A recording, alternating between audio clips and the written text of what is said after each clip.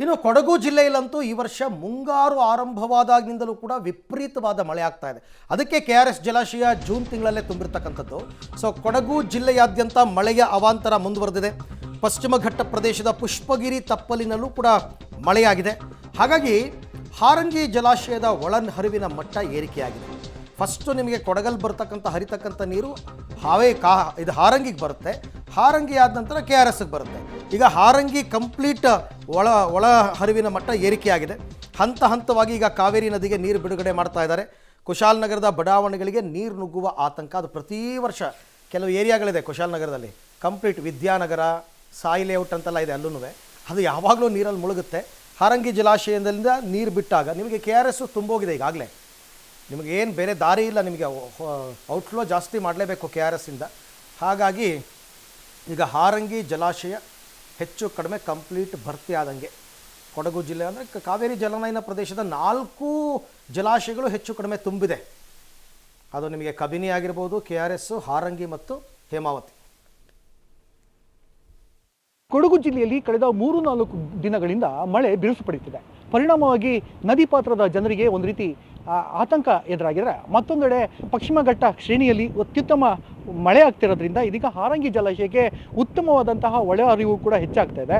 ನೀವು ಇಲ್ಲಿ ದೃಶ್ಯದಲ್ಲಿ ನೋಡ್ಬೋದು, ಸುತ್ತಮುತ್ತ ಇರ್ತಕ್ಕಂಥ ಈಗ ಆಣೆಕಟ್ಟಿನ ಬಳಿ ಕೂಡ ನಾವಿದ್ದೀವಿ. ಸುತ್ತಮುತ್ತ ಇರ್ತಕ್ಕಂಥ ಪ್ರದೇಶವನ್ನು ನೀವು ನೋಡ್ತಾ ಇದ್ರೆ ಮಳೆಯ ತೀವ್ರತೆ ಕೂಡ ಹೆಚ್ಚಾಗಿರ್ತಕ್ಕಂಥ ದೃಶ್ಯಾವಳಿಗಳನ್ನು ಕೂಡ ನೀವು ನೋಡ್ಬೋದು. ಯಾಕಂದರೆ ಅತ್ಯಂತ ವೇಗವಾಗಿ ಮಳೆ ಕೂಡ ಹೆಚ್ಚಾಗಿ ಆ ವೇಗವನ್ನು ಪಡಿತಾ ಇರ್ತಕ್ಕಂಥದ್ದು. ಇನ್ನು ಆ ಭಾಗದಲ್ಲಿ ನೀವು ಪರ್ವತ ಶ್ರೇಣಿಗಳನ್ನ ಏನು ನೋಡ್ತೀರಾ ಅದೆಲ್ಲವೂ ಕೂಡ ಮಡಿಕೇರಿ ಬೆಲ್ಟ್ ಆಗಿರ್ತಕ್ಕಂಥದ್ದು. ಆ ಮಡಿಕೇರಿ ಬೆಲ್ಟ್ ಏನಿದೆ, ಮುಕ್ಕೋಡ್ಲು ಇರ್ಬೋದು, ಕಾಲೂರು, ಗಾಳಿಬೀಡು, ಈ ಪ್ರದೇಶದಲ್ಲಿ ಅತ್ಯಂತ ಹೆಚ್ಚಾಗಿ ಮಳೆ ಕೂಡ ತೀವ್ರತೆ ಪಡಿತಾ ಇದೆ. ಹೀಗಾಗಿ ಅಲ್ಲಿಯ ಜನಜೀವನ ಸಂಪೂರ್ಣವಾಗಿ ಅಸ್ತವ್ಯಸ್ತಗೊಂಡಿರ್ತಕ್ಕಂಥದ್ದು. ಅಲ್ಲಿ ಹೆಚ್ಚಾಗಿ ಮಳೆ ಬಿದ್ದಂತಹ ಪರಿಣಾಮದಿಂದಾಗಿ ಇದೀಗ ಆಣೆಕಟ್ಟಿಗೂ ಕೂಡ ಒಳ ಹರಿವಿನ ಪ್ರಮಾಣ ಸುಮಾರು 6000 ಕ್ಯೂಸೆಕ್ಸ್ ಅನ್ನ ಬರ್ತಾ ಇರ್ತಕ್ಕಂಥದ್ದು. 6000 ಕ್ಯೂಸೆಕ್ಸ್ ಅಂದರೆ ಪ್ರತಿ ಬಾರಿನೂ ಕೂಡ ಮಳೆ ಹೆಚ್ಚಾಗಿ ಬರುತ್ತೆ, ಒಂದಷ್ಟು ಕಡಿಮೆ ಆದಾಗ ಈ ಬ್ಯಾಲೆನ್ಸ್ ಅನ್ನ ಆಗ್ತಾ ಇರ್ತಕ್ಕಂಥದ್ದು. ಒಂದ್ಸಲ 3000 ಕ್ಯೂಸೆಕ್ಸ್ ಬಂದರೆ ಒಂದ್ಸಲ 6000 ಕ್ಯೂಸೆಕ್ಸ್ ಈ ರೀತಿ ಬರ್ತಾ ಇರ್ತಕ್ಕಂಥದ್ದು. ಇನ್ನು ಡ್ಯಾಮ್ನ ಸುರಕ್ಷತೆ ಮತ್ತು ಭದ್ರತೆಯ ದೃಷ್ಟಿಯಿಂದನೂ ಕೂಡ ನೀರನ್ನು ಯಥೇಚ್ಛವಾಗಿ ಈ ಒಂದು ಭಾಗದಿಂದ ಕಾವೇರಿ ನದಿಗೆ ಕೂಡ ಹರಿಸಲಾಗ್ತಾ ಇರ್ತಕ್ಕಂಥದ್ದು.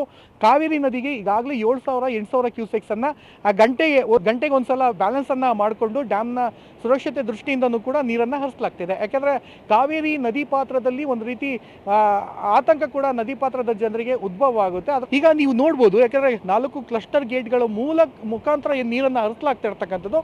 ಈ ಒಂದು ನೀರು ನೇರವಾಗಿ KRSಗೂ ಕೂಡ ತಲುಪುತ್ತೆ. ಆದರೆ ಯಥೇಚ್ಛವಾಗಿ ನೀರು ಬಿಟ್ಟಂತಹ ಸಂದರ್ಭದಲ್ಲಿ ಕುಶಾಲನಗರ ಏನಿರುತ್ತೆ, ಆ ಕುಶಾಲನಗರದ ಹಲವಾರು ಬಡಾವಣೆಗಳು ಕೂಡ ಹೆಚ್ಚಾಗಿ ನೀರು ನುಗ್ಗುವ ಸಾಧ್ಯತೆಗಳು ಕೂಡ ಇದೆ. ಹೀಗಾಗಿ ಇಲ್ಲಿ ಪ್ರತಿ ಬಾರಿನೂ ಕೂಡ ಡ್ಯಾಮ್ ಭರ್ತಿಯಾಗುವಂತಹ ಮುನ್ನವೇ ಒಂದಷ್ಟು ಆಪರೇಟ್ ಅನ್ನ ಮಾಡಿ ಕಾವೇರಿ ನದಿಗೆ ನೀರನ್ನು ಹರಿಸಲಾಗ್ತದೆ. ಪ್ರಸ್ತುತ ಇದೀಗ 2859 ಗರಿಷ್ಠ ನೀರಿನ ಪ್ರಮಾಣ ಏನಿರುತ್ತೆ ಅದನ್ನ ಬ್ಯಾಲೆನ್ಸ್ ಅನ್ನ ಮಾಡಿಕೊಂಡು ನೀರನ್ನು ಹರಿಸಲಾಗ್ತಾ ಇರೋದ್ರಿಂದ ಕೇವಲ ಇದೀಗ ಡ್ಯಾಮ್ ಭರ್ತಿಯಾಗಕ್ಕೆ ಕೇವಲ 5-6 ಅಡಿಯಷ್ಟು ಮಾತ್ರ ಇರ್ತಕ್ಕಂಥದ್ದು. ಆದರೂ ಮಾನಿಟರ್ ಅನ್ನ ಮಾಡಿಕೊಂಡು ನೀರನ್ನ ಕಾವೇರಿ ನದಿಗೆ ಹರಿಸಲಾಗ್ತಾ ಇರ್ತಕ್ಕಂಥದ್ದು ಕೂಡ ನಾವು ನೋಡ್ಬೋದು. ಇನ್ನು ಆ ಭಾಗದಲ್ಲಿ ನೋಡಿದ್ರೆ ಒಂದು ಸೇತುವೆ ಕೂಡ ಕಾಣ್ತಾ ಇದೆ. ಯಥೇಚ್ಛವಾಗಿ ನೀರು 25,000 ಕ್ಯೂಸೆಕ್ಸ್ ಅಥವಾ 30,000 ಕ್ಯೂಸೆಕ್ಸ್ ಅನ್ನ ಏಕಾಏಕಿ ಬಿಟ್ರೆ ಆ ಮೇಲ್ ಸೇತುವೆ ಏನಿದೆ, ಆ ಕೆಳ ಸೇತುವೆ ಕಾಣ್ತಾ ಇದೆಯಲ್ಲ, ಆ ಕೆಳ ಸೇತುವೆ ಸಂಪೂರ್ಣವಾಗಿ ಮುಳುಗಡೆ ಆಗುತ್ತೆ. 10 ಹಳ್ಳಿಯ ಗ್ರಾಮಸ್ಥರು ಏನಿದ್ರೆ ಆ ಹಳ್ಳಿಯ ಗ್ರಾಮಸ್ಥರು ಒಂದು ಜಲ ದಿಗ್ಬಂಧನಕ್ಕೆ ಒಳಗಾಗ್ತಾರೆ. ಹಲವಾರು ಬಾರಿನೂ ಕೂಡ ಪ್ರತಿ ಬಾರಿ ಮಳೆಗಾಲ ಸಂದರ್ಭದಲ್ಲೂ ಕೂಡ ಸೇತುವೆ ಏನಿದೆ ಅದು ಮುಳುಗಡೆ ಕೂಡ ಆಗುತ್ತೆ. ಹೀಗಾಗಿ ಸುತ್ತಮುತ್ತ ಇರ್ತಕ್ಕಂಥ ಜನರು ಏನಿದ್ದಾರೆ ಅವರು ಇಲ್ಲಿ ಓಡಾಟವನ್ನೇ ನಿಲ್ಲಿಸಬೇಕಾಗುತ್ತೆ. ಒಂದು ಹಳ್ಳಿಗಳಲ್ಲೇ ಸುತ್ತುವರೆದಿರ್ತಕ್ಕಂಥ ಜಲ ದಿಗ್ಬಂಧನ ಯಾವ ರೀತಿ ಉಂಟಾಗುತ್ತೆ ಅದೇ ರೀತಿ ಆ ಜನಗಳು ಕೂಡ ಇರುವಂಥದ್ದು.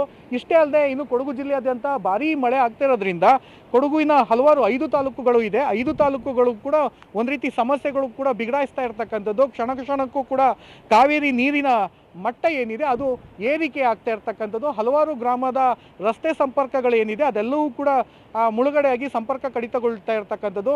ಇದೇ ರೀತಿ ಮಳೆ ಮತ್ತಷ್ಟು ಮುಂದುವರೆದ್ರೆ ಪ್ರವಾಹ ಭೀತಿ ಕೂಡ ಎದುರಾಗುತ್ತೆ, ನೆರೆ ಬರುವಂತಹ ಪರಿಸ್ಥಿತಿ ಇದೆ. ಈಗಾಗಲೇ ಹಳ್ಳ ಕೊಳ್ಳಗಳು ಗದ್ದೆಗಳೆಲ್ಲವೂ ಕೂಡ ಸಂಪೂರ್ಣವಾಗಿ ಕಾವೇರಿಯ ಈ ನದಿಯ ನೀರಿನ ಉಗ್ರ ನರ್ತನಕ್ಕೆ ನಲುಗಿ ಹೋಗ್ತಾ ಇದೆ.